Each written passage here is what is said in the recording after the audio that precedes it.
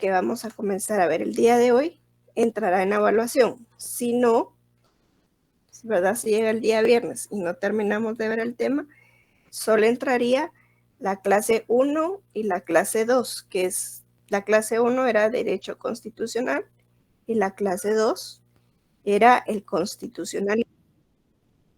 Esas dos serían las que entran. Yo les compartí hoy el material, ¿verdad?, que vimos en estas clases para que lo tengan ahí y empiecen a estudiar. Viendo el calendario de evaluaciones de la otra semana, tienen entonces lunes, miércoles y viernes su evaluación. El día viernes les tocaría teoría del Estado.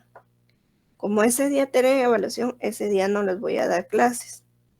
Entonces, prácticamente la otra semana no los voy a ver, sino sería hasta la siguiente semana, porque la siguiente semana solo sería martes y jueves que ustedes tendrían evaluación con sus demás catedráticos. Entonces, el día viernes yo les voy a estar diciendo cómo va a ser la dinámica de la evaluación. Hoy solo les estoy dando esta información para que ustedes empiecen a estudiar, ¿verdad? Esa es la información que les tenía que compartir. No sé si tienen alguna duda con respecto a lo que les acabo de mencionar.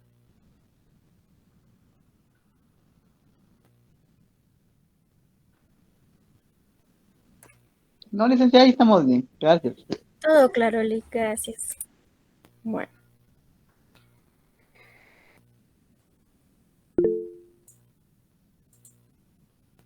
Giovanni, dime.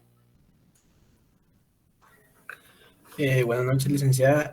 ¿Será que podría repetir la información? Es que veía que tenía problemas al entrar con mi computadora, porque se me apagó y ya entré ahorita que iba terminando.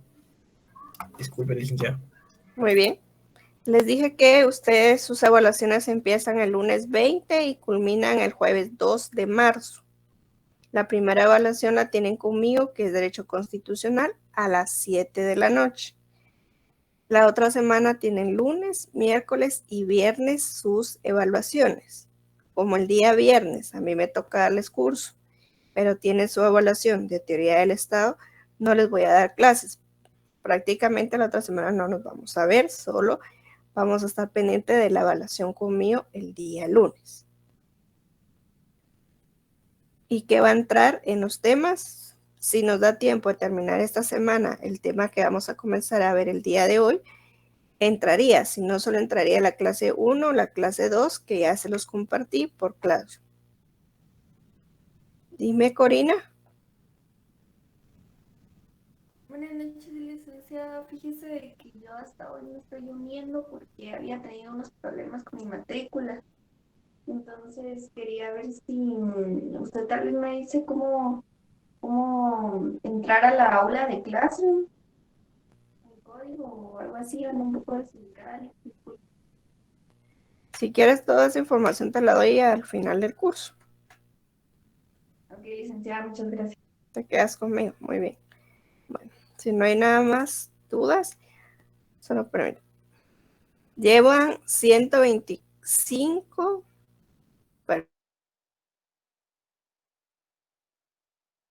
personas, 173. Entonces, los que no han llenado la asistencia, llénenla, por favor. Ahora sí, comencemos con el tema del día de hoy, que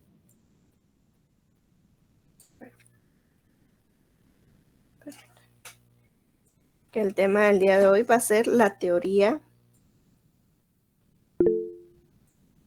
de la Constitución. ¿Alguien me levantó la mano?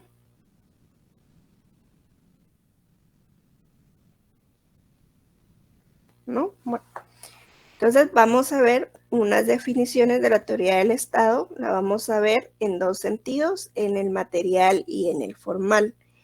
Cuando hablamos del sentido material, hablamos en sí de el extracto de la Constitución. Cuando hablamos de la Constitución en sentido material, pues decimos que es el conjunto de principios, instituciones, formas de vida, soluciones, etcétera, que nos da la propia Constitución, el modo en que nos vamos a regir dentro de una sociedad, acá en Guatemala, en la sociedad guatemalteca, ¿verdad? Que los integrantes de una sociedad han adoptado como un medio para regular sus relaciones y lograr una superación colectiva, ¿sí? Porque si decimos que la Constitución es el conjunto de principios, instituciones, formas de vida, soluciones, entre otras, por eso, ¿verdad? Es el que nos va a servir para regirnos a nosotros dentro de una sociedad, ya sea en forma individual o ya sea en forma colectiva. Esa es la teoría de la Constitución en un sentido material, ¿verdad? La forma en que nos vamos a conducir dentro de la sociedad basados en la Constitución. Ahora miremos en el sentido formal. Acá ya podríamos decir o podríamos ya hablar de definiciones exactas de lo que es la Constitución. Una de ellas es que nos dice, es el conjunto de normas jurídicas que integran los principios fundamentales y las instituciones básicas de un Estado, que las han adoptado como una ley suprema con el objeto de establecer la forma de organización, regulación y limitación del ejercicio y funcionamiento de sus poderes, y a la vez garantizan los derechos fundamentales de sus habitantes. Acá en este sentido formal ya nos están diciendo realmente qué es la Constitución. También podemos definir a la Constitución como unos textos que definen los órganos esenciales del Estado y proclaman en general las libertades públicas fundamentales. Estas constituciones o las leyes constitucionales se consideran superiores a las leyes ordinarias, votadas por el Parlamento, y establecen un grado superior de legalidad, una especie de superlegalidad. Esa es otra de las definiciones que podemos decir que es una constitución. Continuemos.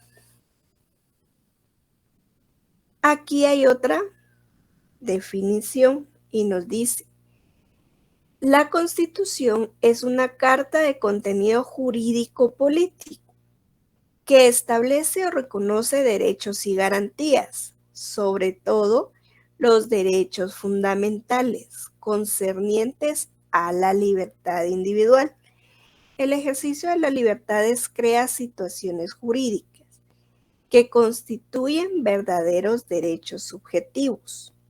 Las garantías, sean expresas o implícitas, protegen esos derechos tanto en la esfera política como en la judicial, pero es evidente que la verdadera protección debe realizarse sobre la última, pues quien invoca tiene derecho a que su pretensión jurídica sea conocida y decidida por el órgano jurisdiccional. ¿Sí? Esta definición acá nos habla y nos dice que es un contenido jurídico político, porque tiene derechos y obligaciones que como nosotros, como personas individuales, tenemos que acatar, y nos habla de un contenido político que también las autoridades tienen que acatar. No solo es para la persona individual, sino también para los poderes del Estado y las instituciones que coadyuvan al fortalecimiento de ese poder. También dice que reconoce garantías, las 3 garantías que les he venido mencionando desde la primera clase. el amparo, la exhibición personal y la inconstitucionalidad. Y nos dice aquí, las garantías sean expresas o implícitas, protegen esos derechos tanto en la esfera política como en la judicial. Y aquí nos indica que ese derecho es más conocida por los órganos jurisdiccionales. ¿Por qué? Porque ellos son los que van a hacer valer que se cumpla la Constitución. Porque si en algún dado a mí me están violentando algún tipo de derecho, el más famoso, el debido proceso, si a mí me lo vedaron y me llevaron, por ejemplo, detenido en una forma ilegal a un centro de detención de una vez así, yo voy por la calle tranquilo, por algún motivo, la policía me detuvo, yo ni tenía orden de aprehensión, ni que había cometido ningún delito, ni en flagrancia, me detuvieron, me llevaron de una vez, pero ni siquiera me llevaron al juzgado, ¿verdad? Para que me hicieran a mí valer o porque decirme el motivo de por qué yo fui detenido, ni me pasaron audiencia, no, simplemente me llevaron a algún centro de detención. Entonces ahí, lo que la figura o de estas garantías que establece o que cabe es la exhibición personal. Mi familia no sabe dónde estoy, me están buscando, ya me buscaron en los hospitales, nada. Me fueron a buscar a los centros de detención y dieron que yo estaba ahí. Entonces inmediatamente van a poner la exhibición personal para que un juez llegue a verificar si realmente yo estoy ahí, por qué me detuvieron. Entonces, por eso dicen que los órganos jurisdiccionales son los que se tienen que encargar de velar porque se cumplan estas garantías y porque se cumplan esos derechos que se tienen en la Constitución.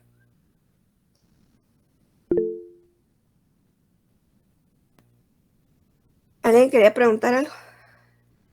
Sí, yo, licenciada, buenas noches. Buenas noches, dime. Con una consulta, lo que estaba explicando ahorita, digamos, una persona viene y tiene lo que usted estaba diciendo, o sea, tiene orden de captura. Al momento de que lo capturan, lo primero que hace es llevarlo, bueno, dependiendo, ya sea si es en la capital, la torre de tribunales, o igual a un centro de detención. Si en dado caso, digamos, la persona no logra avisar, entonces en ese momento, o sea, él no logra avisar a sus familiares o algún conocido o algún abogado en este caso que lo pueda asistir, en ese momento es entonces cuando se hace ay, ¿cómo fue el nombre que dijo? Exhibición personal. La exhibición personal, para que entonces le pueda él hacer valer sus derechos de defensa en este caso, ¿verdad? Porque si no le están diciendo por qué motivo lo están deteniendo, sino únicamente lo están llevando a un lugar y le están privando de cualquier medio para poder él decir de que necesita auxilio, en ese momento es entonces cuando se hace lo que usted nos está explicando. Ajá, así es, más o menos. Mira, pues, por ejemplo, a ver si él tiene una orden de captura y por casualidad lo detuvieron,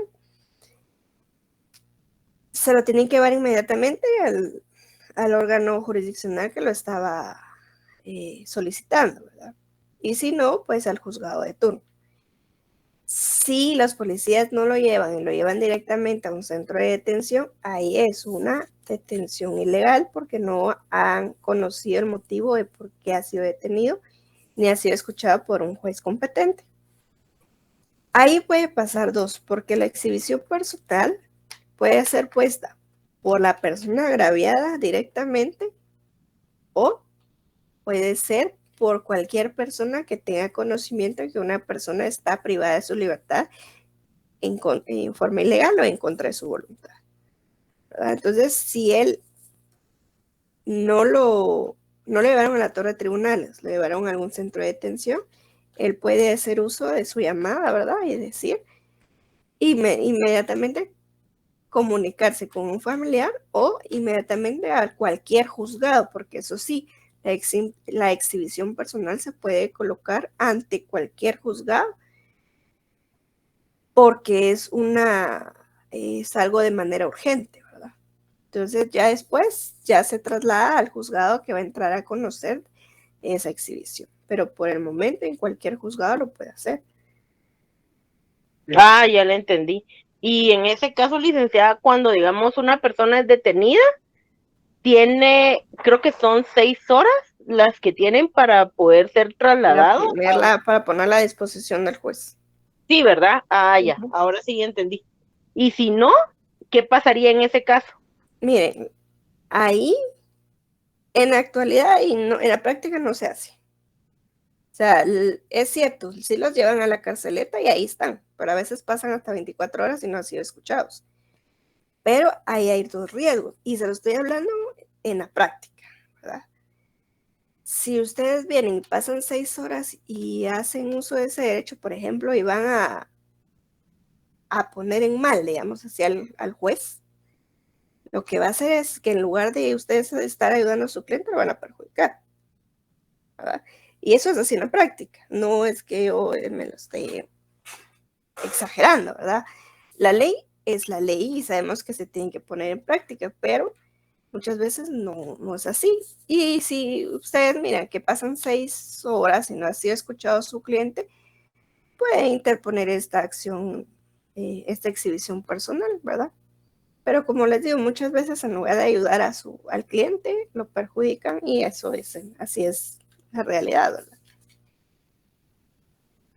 Ah, ya, ahora sí entendí más claro. Gracias, licenciada. Sí, pero este tema de las garantías, no, como les digo, no lo entro a ver a profundidad porque esos son temas que se miran en derecho procesal constitucional y ahí donde ya se mira más explícito, ¿verdad? Entonces, se los digo para que no nos entretengamos mucho en estas garantías. Continuemos. La Constitución también puede ser una carta de derechos y garantías que es un instrumento de gobierno, ya que en ella establece los poderes, determina las atribuciones y limitaciones de ellos y las reglas de los modos de su formación. Acuérdense que dentro de nuestra Constitución sí establece, ¿verdad?, un capítulo especial de los órganos del Estado, la parte orgánica del Estado. La Constitución también nos dice que es un esquema jurídico de la organización del Estado. Proclama con especial solemnidad por el órgano autorizado para ello y destinado a fijar la estructura estatal, así a lo relativo a la formación y funcionamiento del gobierno. Con todos los preceptos que hemos visto anteriormente, podemos decir o podemos definir que nuestra Constitución es una ley suprema de la República de Guatemala, en la cual va a regir todo el Estado y sus demás leyes, ¿verdad? O sea, nuestra Constitución es nuestra ley suprema, en ella van a regirse todo sobre el Estado, sus leyes y todo lo que abarca, todo lo que abarca derechos, obligaciones, garantías, los procesos, todo lo concerniente a la República de Guatemala. ¿Ah? Esta es la Constitución, ¿verdad? Entonces nos podríamos quedar con la primera definición, que es el conjunto de normas jurídicas que integran los principios fundamentales y las instituciones básicas de un Estado, que las han adoptado como una ley suprema con el objeto de establecer la organización, regulación y limitaciones del ejercicio y su funcionamiento de los poderes, y a la vez garantizar los derechos fundamentales de sus habitantes.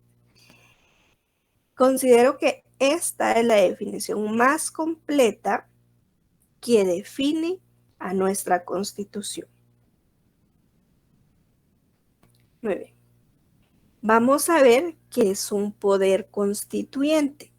Este poder constituyente la tiene el pueblo. Es esa capacidad que nosotros tenemos de darse una organización político-jurídica fundamental y revisar la misma cuando así lo considere, atendiendo a situaciones culturales, sociales o políticas que importan una revisión y modificación de los principios que anteriormente fueron establecidos. Entonces, ¿qué es ese poder constituyente? Es esa capacidad que nosotros como pueblo tenemos, ¿verdad?,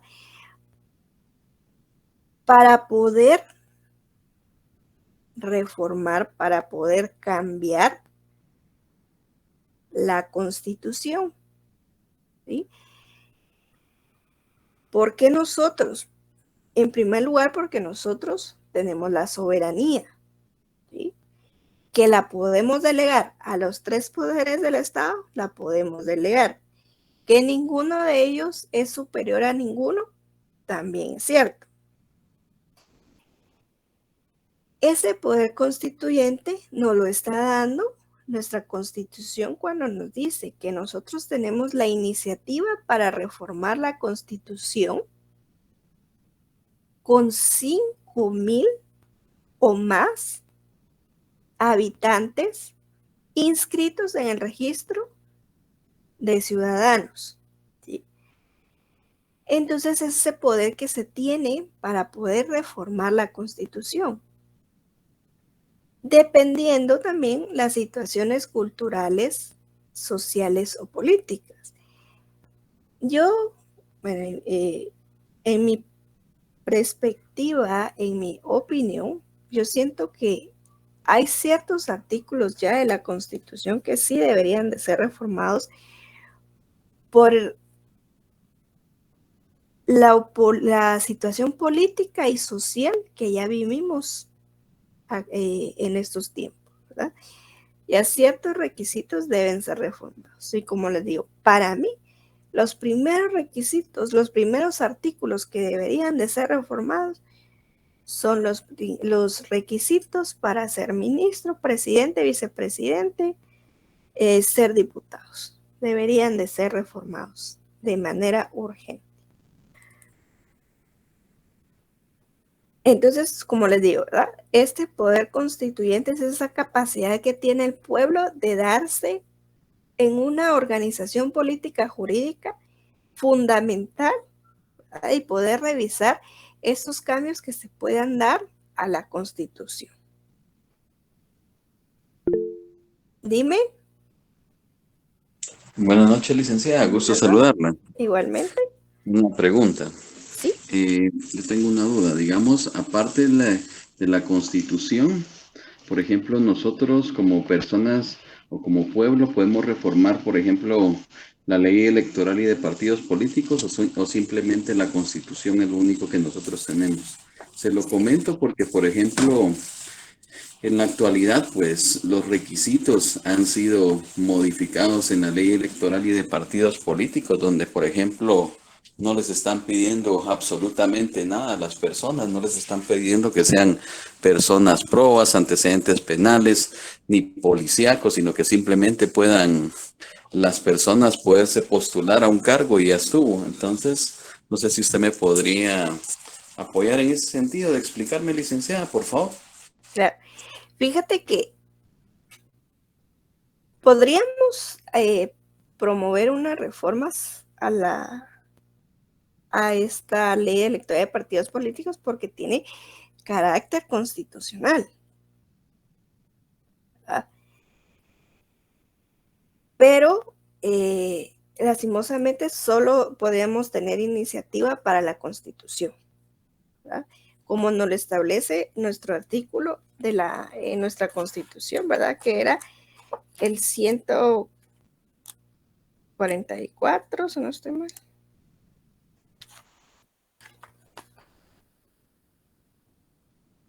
que nos establece quiénes podríamos optar, ¿verdad? Por tener iniciativa, el 277, perdón, ¿verdad? Que tiene y que nos dice, ¿verdad? Tiene iniciativa para proponer reformas a la Constitución. No nos establece a las leyes con carácter constitucional, sino solo nos establece a la Constitución. Entonces ahí no podríamos venir nosotros y proponer estos cambios a estas leyes, en este caso la ley electoral de partidos políticos. Muchas gracias, licenciada. Bueno, miremos los poderes constituidos. Pero antes de entrar a esto, lo que nos dice su compañero, ¿verdad? Sería ideal realmente que el Tribunal Supremo Electoral tomara su papel, su rol como magistrados, ¿verdad? Especializados en materia electoral, ¿verdad? Y que realmente ellos pidieran los requisitos aparte. O sea, la Constitución, yo sé que los requisitos que establecen son mínimos para ser candidato, pero en la convocatoria sí debería de pedir requisitos que llenaran todos los candidatos a determinado cargo que quieran optar, ¿verdad? Pero nosotros, bueno, la mayoría sabemos cómo se maneja, ¿verdad?, el sistema político acá en Guatemala. Entonces, no creo que vayan a entrar a querer cambiar eso. Los magistrados o los del Tribunal Supremo Electoral no creo que quieran entrar a detalle con este problema, ¿verdad? Pero sí sería bueno que se cambiara de raíz y que se cambiara en la Constitución. Pero continuemos con estos poderes constituidos. ¿A qué nos referimos con estos poderes constituidos? A esos instrumentos o a esos medios a través de los cuales se cumplen o se tiene que cumplir las funciones del Estado y son necesarios para alcanzar los fines y propósitos de una sociedad organizada. Estos son los poderes constituidos, ¿verdad? Los que todos esos funcionarios del Estado que toman posesión de su cargo van a tener esos instrumentos o esos medios para cumplir con las funciones que la propia Constitución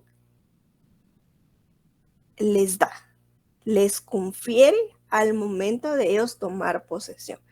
Es decir, el 14 de enero del año 2024, los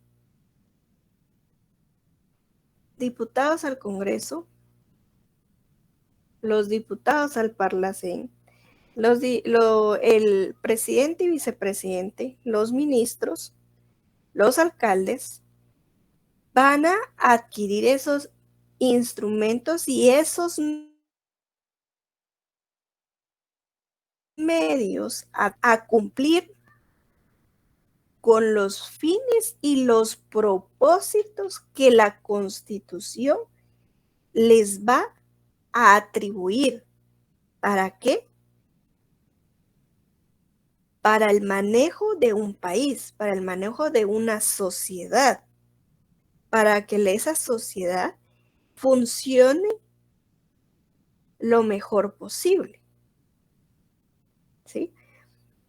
El presidente va a tener las funciones, él tiene, ¿verdad?, a su cargo, él va a adquirir a su cargo el de que tiene que velar por una buena educación, tiene que velar por un buen sistema de salud, tiene que velar por un buen sistema penitenciario, tiene que velar por esos propósitos, por esos fines que la Constitución le va a dar a él el 14 de enero del 2024. Estos son esos poderes constituidos. Yo sé que la mayoría ya pensó y piensa que nada que ver, ¿verdad? Que eso no se da, pero se tendría, o sea, se tiene que hacer. Y no lo puede hacer él solo, sino lo tiene que hacer con todo su equipo. Lo tiene que hacer con todos sus ministros, lo tiene que hacer con la ayuda de los tres poderes, de los otros dos poderes del Estado, con la ayuda de esas entidades descentralizadas o entidades centralizadas o entidades autónomas que tienen que ayudar a que sí o sí funcione, ¿verdad? Funcione ese sistema de gobierno. Y por eso dice, son las funciones del Estado. Y como ya les mencioné, que el Estado no solo es el presidente, no solo es el Congreso, no solo son los jueces, somos todos. ¿Sí?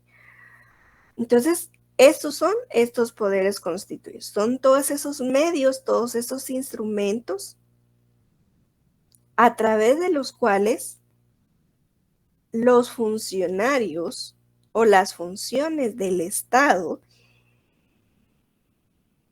tienen como objeto alcanzar los fines y propósitos para tener una sociedad organizada. Miremos lo que es una supremacía constitucional. Y hemos venido hablando en ciertos momentos de una supremacía constitucional cuando decimos que la Constitución es la ley fundamental de un país. O sea, no solo está hablando de nosotros, sino a nivel mundial. La Constitución es la ley suprema, la ley fundamental. ¿En dónde encontramos la supremacía constitucional? En nuestra Constitución. Si nosotros nos vamos todos a la Constitución y miremos el preámbulo. Ustedes me dirán, ¿cuál es el preámbulo? El preámbulo es donde dice invocando el nombre de Dios. Y miren cómo empieza. Nosotros, los representantes del pueblo de Guatemala, electos libre y democráticamente. ¿Cuándo o por qué se dice que electos libre y democráticamente? ¿Quién me puede decir por qué? Buenas noches, licenciada. Buenas Cuando noches. hablamos de libre y democráticamente es porque como ciudadanos tenemos el deber, ¿verdad?, de participar en los procesos electorales y elegimos a nuestros gobernantes de forma libre y no, se me fue la palabra ahorita, se me fue la palabra, pero cuando no, se me fue la palabra, pero es cuando nosotros de forma individual elegimos a nuestro representante, no decimos quién es esa persona, se me fue la palabra ahorita, Ligda, perdón. Pero... Secreto. Correcto, gracias. Ajá, muy bien. Cuando dice electos libre y democráticamente, ¿por qué? Porque hubieron unas elecciones para elegir a quienes iban a integrar esa Asamblea Nacional Constituyente. Entonces nosotros, como nos dijo su compañera, vamos a las urnas y elegimos a la persona o las personas que consideramos aptas para integrar esa Asamblea Nacional Constituyente. Entonces nos dice, electos libre y democráticamente, reunidos en Asamblea Nacional Constituyente, con el fin de organizar jurídica y políticamente al Estado, afirmando la primacía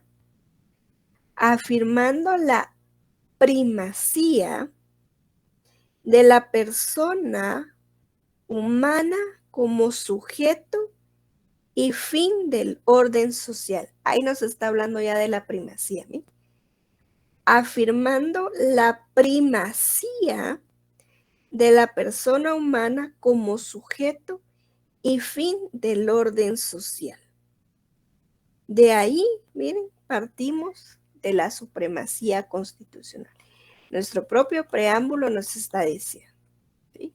Entonces, miremos primero que el Diccionario Enciclopédico de Derecho Usual de Guillermo Cabanelas nos dice que supremacía, grado superior, dominio, superioridad, ventaja en luchas o guerra, hegemonía. Él nos dice que la supremacía, Guillermo Cabanelas nos dice que la supremacía para él es un grado superior, es dominio, es superioridad, es ventaja en lucha o guerra o una hegemonía.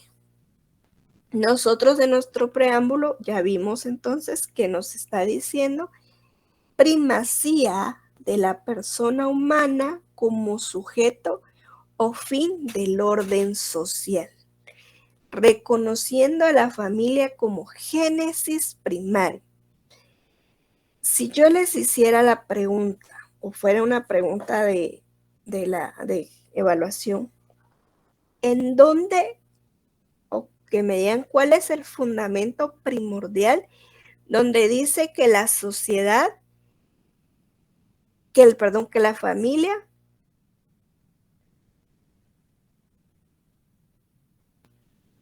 es la génesis, no? Gracias. Sí, pero mire, la pregunta es, ¿en dónde, en qué parte o en qué ley o en qué parte encontramos que la familia es el génesis primario de la sociedad? En la Constitución, El licenciada. preámbulo. El preámbulo. Excelente. Eso que no se les olvide. O sea, la base fundamental donde dice que la familia es la base de la sociedad, nos lo dice el preámbulo de nuestra Constitución. Aparte, es que tiene un tema de la familia, ¿verdad? La Constitución. Pero la base fundamental donde nos dice que la familia es ese génesis primario, es la base de la sociedad, es el preámbulo de la Constitución, porque imagínense ahí, si ustedes se dan cuenta, en el preámbulo de la Constitución, cuando miramos la parte de la Constitución, lo vamos a ver bien. El preámbulo de la Constitución, cuando lo leamos, se van a dar cuenta que ahí está resumida la Constitución. Ahí nos dice claramente cómo se divide la Constitución y nos resume a la Constitución. Pero continuemos con ese tema de la supremacía constitucional. En Guatemala, ese principio de la supremacía constitucional la vamos a encontrar en varios artículos de ella. Pero vamos a encontrar uno específicamente cuando hablamos del artículo 204, que nos habla de las atribuciones de la Administración de Justicia, de esas condiciones esenciales que se tiene para impartir justicia. Miremos el artículo 204, por favor, que nos dice: condiciones esenciales de la Administración de Justicia. Los tribunales de justicia, en toda resolución o sentencia, observarán obligatoriamente el principio de que la Constitución prevalece sobre cualquier ley o tratado. Miren, el propio artículo 204 nos establece, no nos dice literalmente supremacía constitucional, pero sí está implícita en esta normativa que cuando los jueces vayan a dictar una sentencia, una resolución o un auto, tiene que basarse en lo que establece el principio que la Constitución prevalece sobre cualquier tratado o ley. ¿Sí? Esa es entonces el principio, la primacía constitucional. Si ustedes quieren, lo pueden colocar arriba, por un lado o abajito. Principio la primacía constitucional o solo primacía constitucional, ¿sí? Ese es específicamente entonces nuestra base legal que nos establece el artículo 204 constitucional. En toda resolución o sentencia observarán obligatoriamente el principio que la Constitución de la República prevalece sobre cualquier ley o tratado. Cualquier ley, hablamos de las leyes ordinarias y tratados, los tratados internacionales, ¿verdad?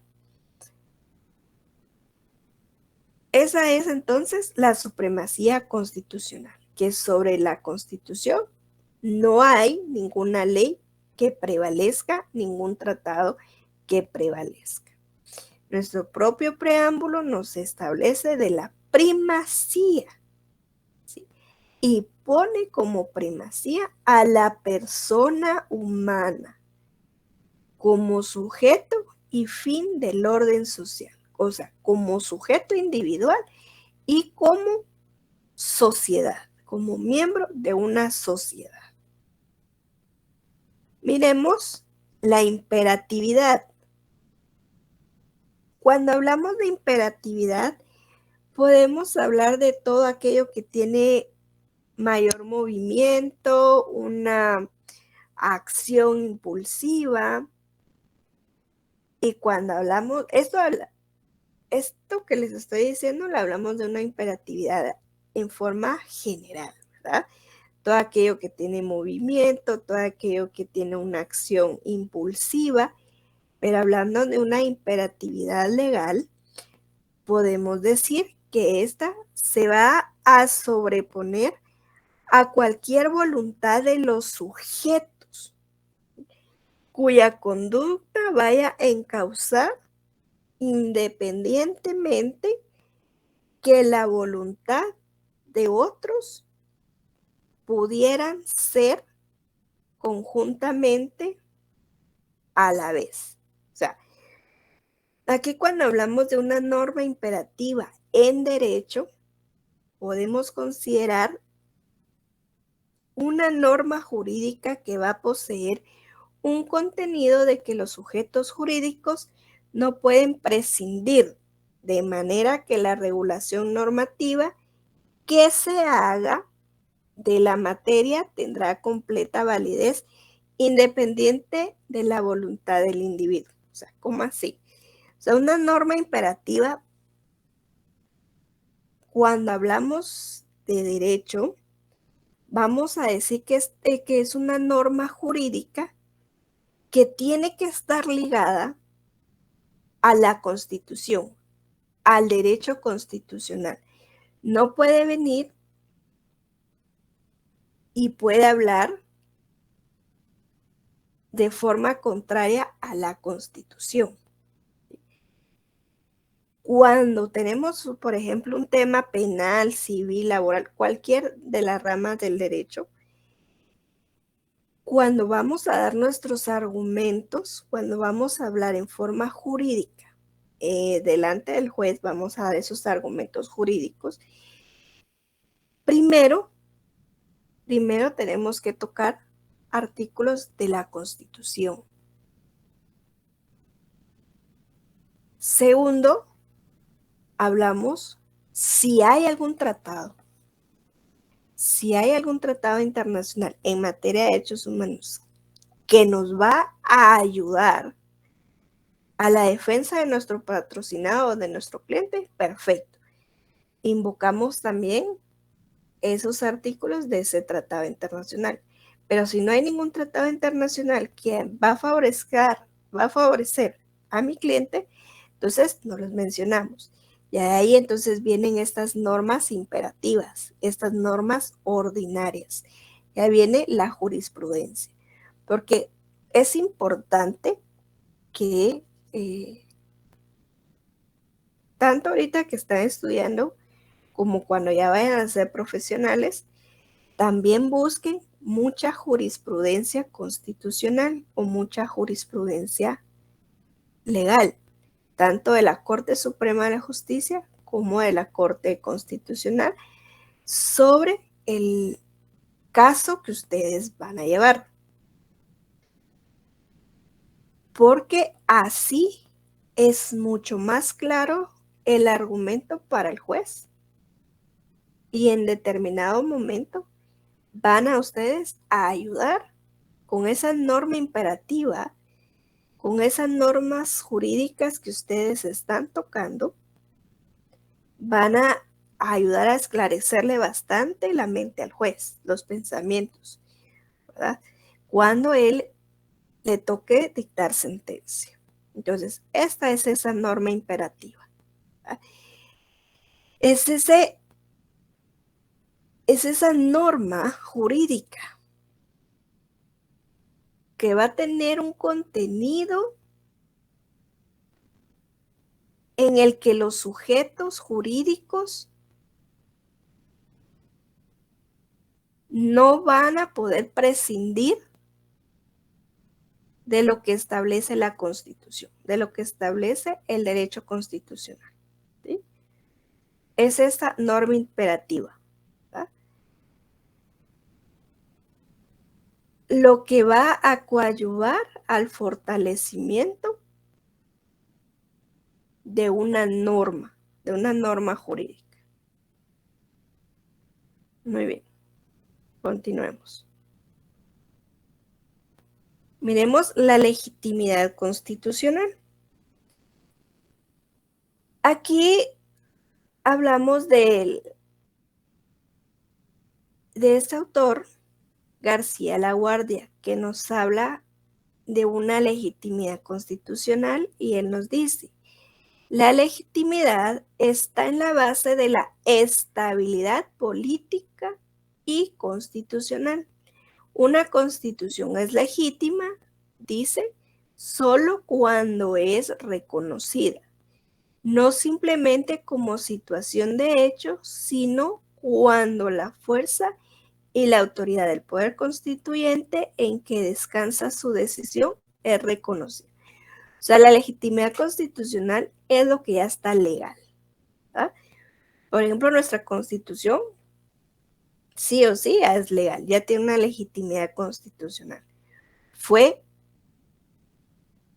creada por una Asamblea Nacional Constituyente, tuvo un poder constituyente porque nosotros como pueblo la delegamos en determinadas personas para que conformaran esta Asamblea Nacional Constituyente y crearan la Constitución. ¿Sí? Por eso es esta legitimidad constitucional y es lo que nos regula o nos establece o nos indica este autor, García Laguardia, sobre la legitimidad constitucional. Miremos y entremos a ver ya nuestra Constitución Política de la República de Guatemala. Nuestra Constitución está dividida en 4 partes. Algunos catedráticos indican que solo tiene 3 partes, pero el preámbulo es parte de la Constitución y es lo primordial de la Constitución. Entonces, nuestra Constitución se divide en 4 partes.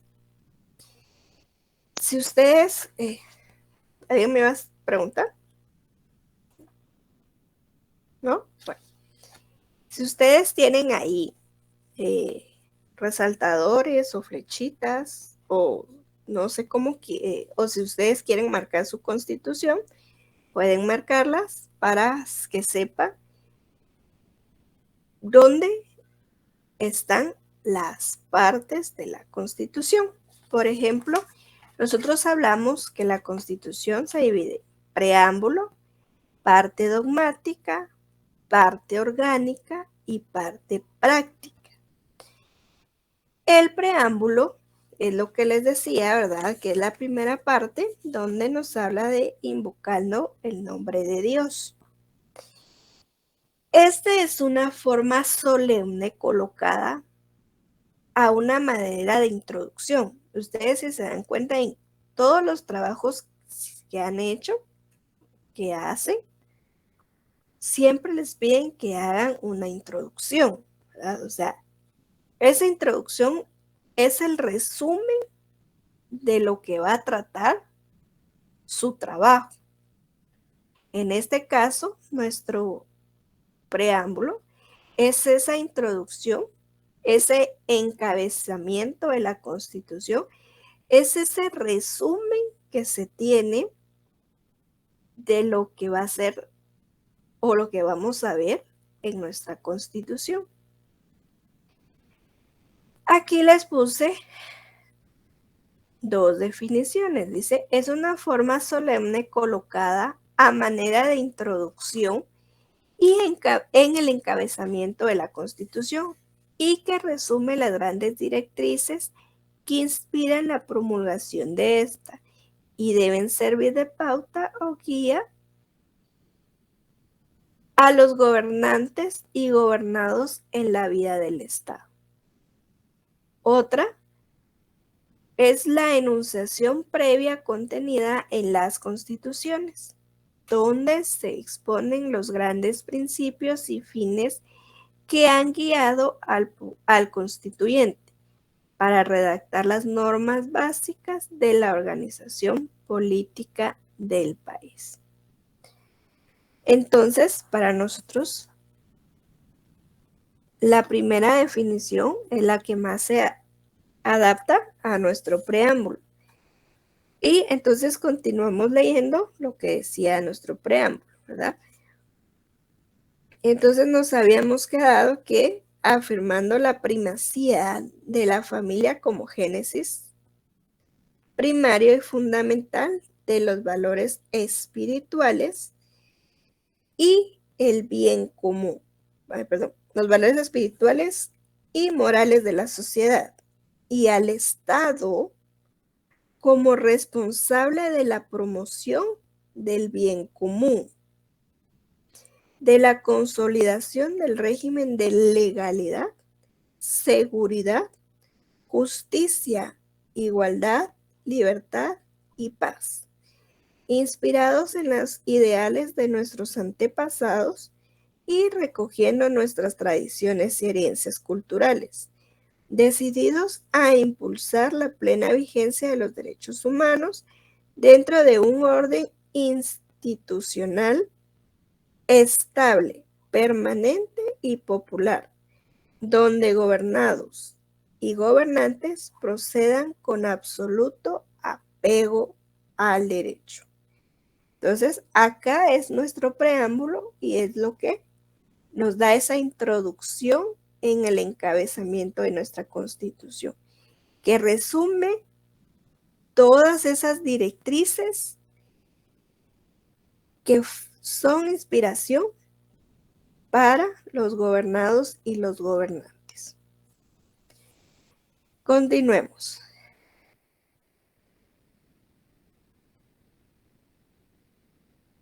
Miremos, la parte dogmática va a ser aquella en donde se van a establecer todos aquellos principios, creencias y fundamentalmente todos los derechos humanos, tanto individuales como sociales, que les otorgan al pueblo como sector gobernado frente al poder público.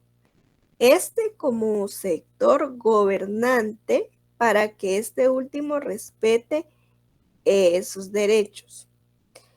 Es considerada la parte más importante de la Constitución, pues son los primeros artículos. O sea, esta parte dogmática es la parte primordial de la Constitución, ya que ahí van a regular esos principios esos derechos y esos deberes que tenemos nosotros como persona humana, tanto en forma individual como social y colectiva.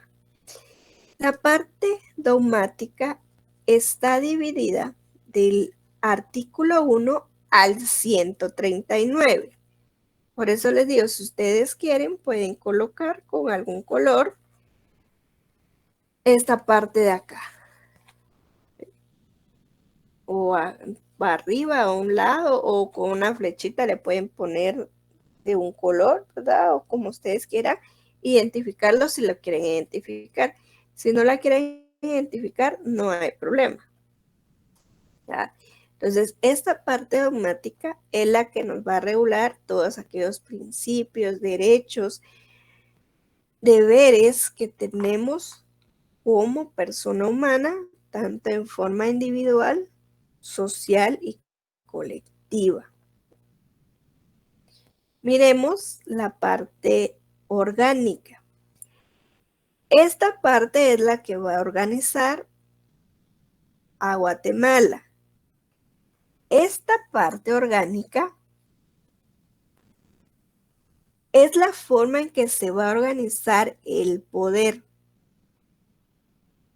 Es decir, son todas aquellas estructuras jurídico-políticas y las limitaciones del poder público frente a la persona, o sea, frente a la población. Esta parte orgánica es la que tiene regulada todos los órganos del Estado y las entidades que van a coadyuvar con estos organismos del Estado. Esta parte orgánica la tenemos dividida del artículo 140 al 262. Aquí se va a establecer esa organización del Estado con los tres poderes, como les mencioné: el legislativo, el ejecutivo y el judicial. El organismo legislativo lo vamos a tener regulado del artículo 157 al 181. El organismo ejecutivo del artículo 182 al 202. Y de los organismos judicial del artículo 103 al 222. Así también está regulada esta parte orgánica con esas entidades autónomas y descentralizadas del Estado. Esas entidades que, como les digo, van a ayudar o van a coadyuvar con el fortalecimiento de estos organismos del Estado. Muy bien. Y la parte práctica es la que va a contener todas esas garantías y mecanismos para hacer valer todos esos derechos establecidos en nuestra Constitución y para poder defender el orden constitucional. Aquí, en esta parte práctica, es donde vamos a encontrar estas tres garantías que ya hemos mencionado. La tenemos regulada del artículo 263 al 281, contenida en el título 6º y 7º de nuestra Constitución.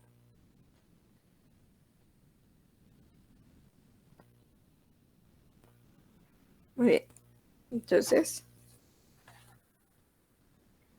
por la hora, sé que muchos ya están cansados, porque han venido de trabajar, la vamos a dejar hasta acá. Por favor, necesito que ya empiecen a tener su ley, las tres leyes del organismo ejecutivo, legislativo y judicial, por favor, a partir de la próxima clase. Solo esas tres leyes por el momento necesito que tengan a la mano.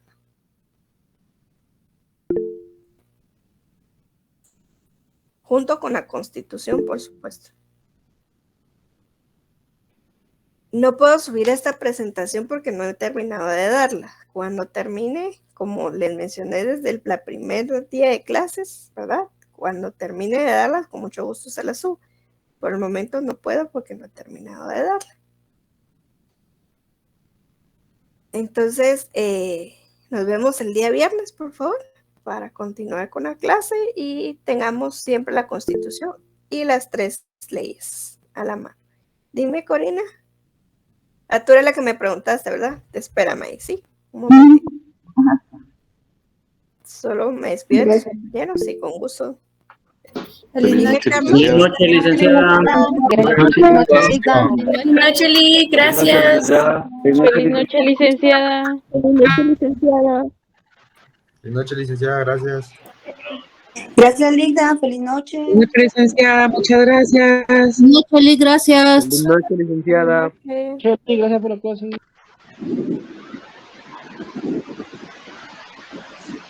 Feliz noche, licenciada, gracias. Buenas noches. Feliz noche, licenciada. Feliz noche. Feliz noche, licenciada. Buenas noches, licenciada. Buenas noches. Feliz noche, licenciada. Feliz noche, Judith. Licenciada, buenas noches. Una consulta para lo de parcial. Se va a basar sobre solo las diapositivas y sus clases, ¿verdad? Así es, ajá. Y ya para reforzar, pues los libros que dijo usted, pero más que todo sería sobre las diapositivas, ¿verdad? Muy bien. Así Ok, es. gracias. Feliz noche. Bueno. Feliz noche, Lee. Feliz noche. Slater. Perdone, licenciada, solo quería comentarle que la clase anterior del día viernes, bueno, me entretuve con la clase y al final quise llenarlo de la asistencia, pero lamentablemente como andaba en el teléfono, al ingresar al link, me cerró la sesión y me sacó de la página donde me tiraba el link. Entonces, pude llenarlo. Al querer volver a ingresar a la sesión de Classroom, ya no me aparecía ningún mensaje, ni nada, ni el link. Entonces fue cuando se desconectaron todos y ya no pude hacer nada. Entonces lo que hice fue escribirle en Classroom, diciéndole lo que me había pasado, que estuve tratando de intentar, y le dejé mi nombre completo y número de carnet. Ajá, sí lo vi. Gracias. Sí, entonces sí, como le quería comentar porque sí, ya no pude enviárselo. Sí, vi el Me mensaje. entretuve y lamentablemente me sacó el teléfono, me sacó de la sesión de Classroom y del link donde me tiraba el enlace. Ajá, va, no tengas pena, ya lo vi. Gracias, licenciada, pase buena noche. Igualmente. Ahora sí, Corina, dime, ahora sí bien, ¿cuál es tu duda? Sí, Corina, ajá. Licenciada.